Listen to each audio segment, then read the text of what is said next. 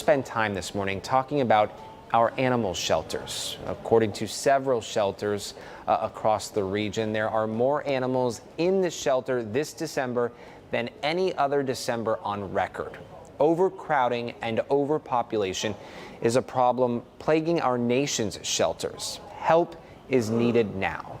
There is an event happening in our area this week that can help our four-legged friends. Joining me now is Montgomery County Animal Shelter Services Director Aaron Johnson. Aaron, thank you so much for coming on the show this morning. Thanks for having me. Appreciate it. Before we get into this conversation, talk to us about who you have with you. This is a little Chris that we have. He came into us as a stray. He is small, but he's actually a year old.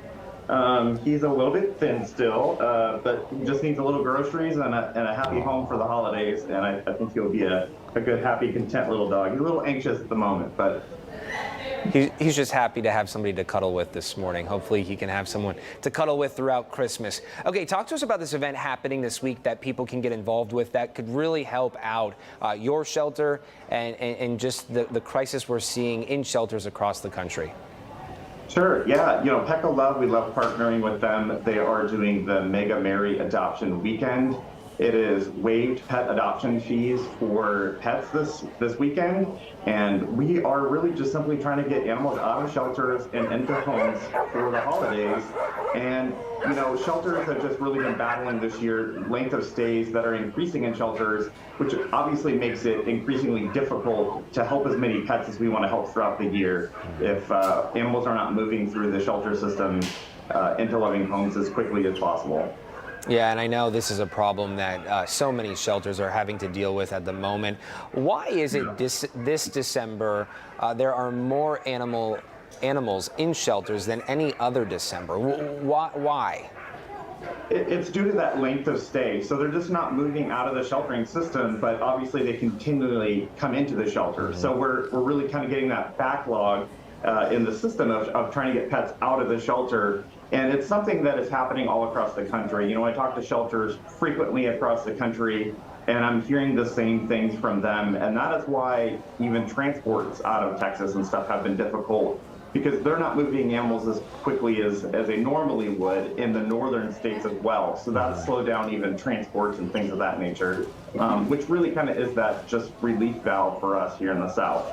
Yeah, so our approach to fix this problem is sort of multi-tiered. We can deal with the problem at hand, and that is overcrowding and overpopulation. There are so many ways people can get involved, from donating money to volunteering their time, fostering and adopting. That's how we fix that problem. But we can also take proactive steps that get ahead of the issues. Yes. Yeah, we really, even I know us and other shelters, really trying to focus on spay-neuter events. And we really need to be pushing those spay-neuter events.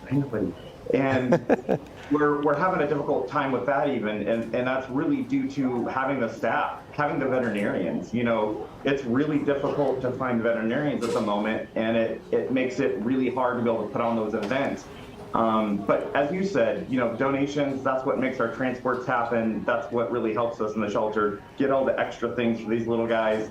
And fostering helps create space in the shelter, creates a little play space for this anxious one, and volunteering, having dog walkers, having somebody to take these little ones out, burn off some energy and things of that nature, just really benefits the animals wholeheartedly in the shelters for us. It was a few weeks ago. It was during Thanksgiving. I was talking with a local nonprofit organization here in Houston, and they were teaming up with shelters and rescues throughout the area to get as many animals out of shelters for that long holiday, for the Thanksgiving holiday. So it was a really short-term fostering opportunity. For people watching right now, listening right now, if they want to give fostering a go, if they want to try things out, do they have to make a commitment of 1 month, 2 months? Can they do a short-term fostering type situation through MCAS? Correct. Yeah. We'll take any time frame. Any little bit of time out of the shelter helps us.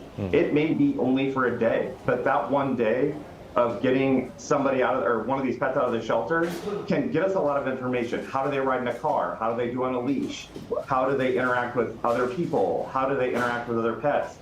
All of those that information that we get from those fosters is valuable to us to be able to help them match with an actual adopter and finding them a permanent placement. So any time frame, we'll take. Even getting them out over the holidays helps us because, we still have staff that have to come in and clean, medicate, and take care of the animals within the shelter, while everybody is still at home, enjoying the holidays. So any amount of time out of the shelter is very beneficial. And we know these staff members and these volunteers with shelters and rescues throughout the country are working so hard to combat the issues that we're faced with today. And, it goes back to, this is something that you and I talk about all the time, just being a responsible pet owner, making sure your pet is up to date on vaccinations, making sure they are spayed, neutered, whatever it be. But, taking that approach and just being mindful of these things can really go a long way. Yeah, even with spay neuter, people don't realize, that doing that helps it with other benefits too. I mean, testicular cancer is a thing. Obviously, if they're neutered, they're not going to get testicular cancer. So there's different things like that beyond spay and neuter just for pet population. There's also other benefits to it as well. I think that people don't most commonly realize that there are. Yeah, so many benefits to that.